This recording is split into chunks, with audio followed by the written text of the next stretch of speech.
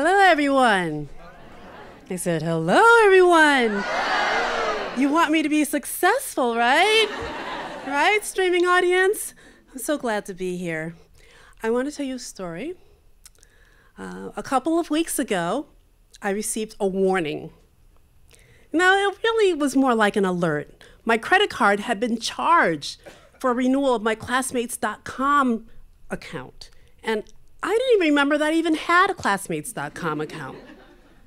Does anyone remember classmates.com? Anyone? It's that website, that social networking website where you can reconnect to old schoolmates. You can find that, that little boy in 5th grade who was the teacher's pet, or in my case, I wanted to find out what happened to those mean girls who made fun of my lips every week in home economics. Classmates.com launched a decade before Facebook. It was before Facebook, and even before MySpace, and before 6degrees.com. It's solid digital history now. But when it was new, I joined with the hope that it might bring closure to some of the enduring mysteries of my earlier school days. But it did not. So when I went to the website, I was ready to click it into oblivion when I saw the name of someone who was trying to contact me. Izzy Cherry! Izzy! She was trying to reach me. We went to high school together, and I used to sit right behind her in an English class. I loved my English class, and Izzy was just so cool. She was short, she had brown hair that bounced when she turned, and she was Jewish. Before a class started, she would turn around and talk to me. She was totally into the same books I was reading, and we would compare notes on Slaughterhouse-Five and Cat's Cradle and God Bless You, Mr. Rosewater.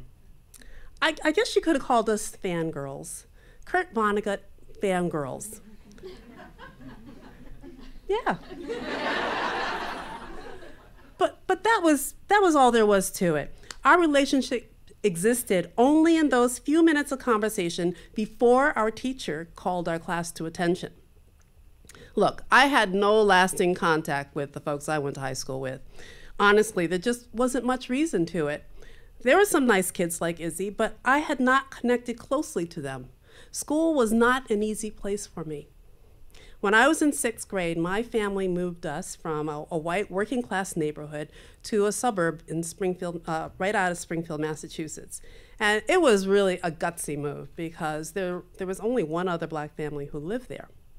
My working class parents really wanted to give us kids a better education and more opportunity than they had had. But this was the 60s and early 70s. And I was the only black student in every single class I was in, from kindergarten all the way through high school. And let me tell you, not everyone was ready for a little black girl to integrate their space. Not even a sweet little polite black girl like me. My difficulties in school were exacerbated by the fact that my amazing, hard-working parents were kind of withdrawn. Except for instructing us what to do, they didn't talk or interact with us much. Too often, they didn't communicate at all. And when I look back, I see the signs of their depression. But of course, as a child, I didn't understand that at all. I just felt like, here it is, here we are in this beautiful, beautiful home, and there just isn't much joy.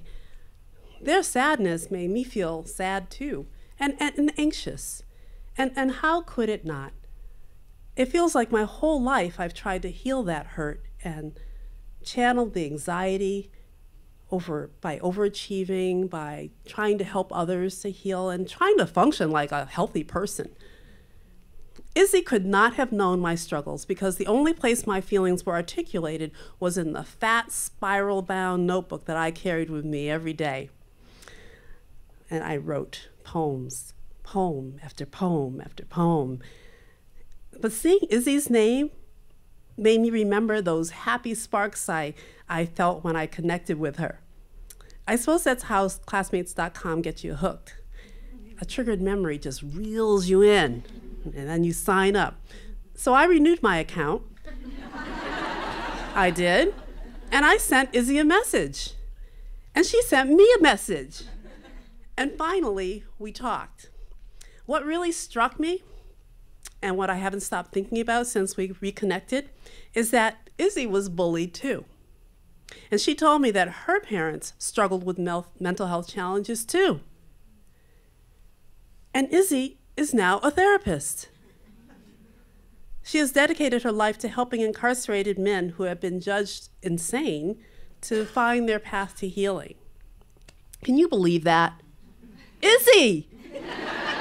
Izzy's a therapist. She's working in mental health just like me.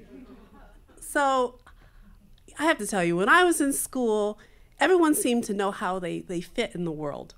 They had real friends. They hung out with each other. They went out on weekends together. And it was a world I was not part of. But when I got to my English class, there was Izzy.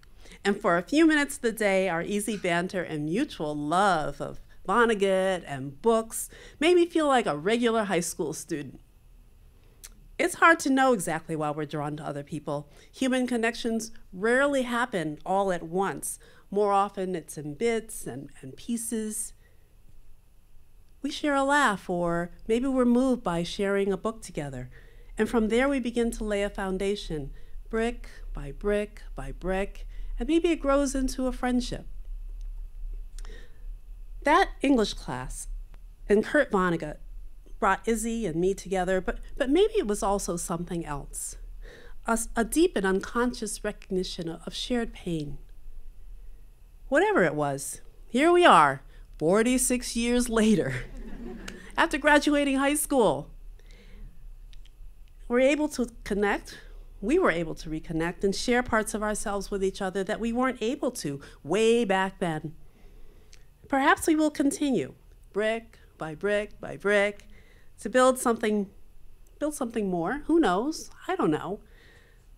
But what it makes me wonder is who else I may have missed out on connecting to back then. Who else would I have gotten to know better back then? I think I'm going to hold on to my classmates.com account, at least for a little while. Thank you.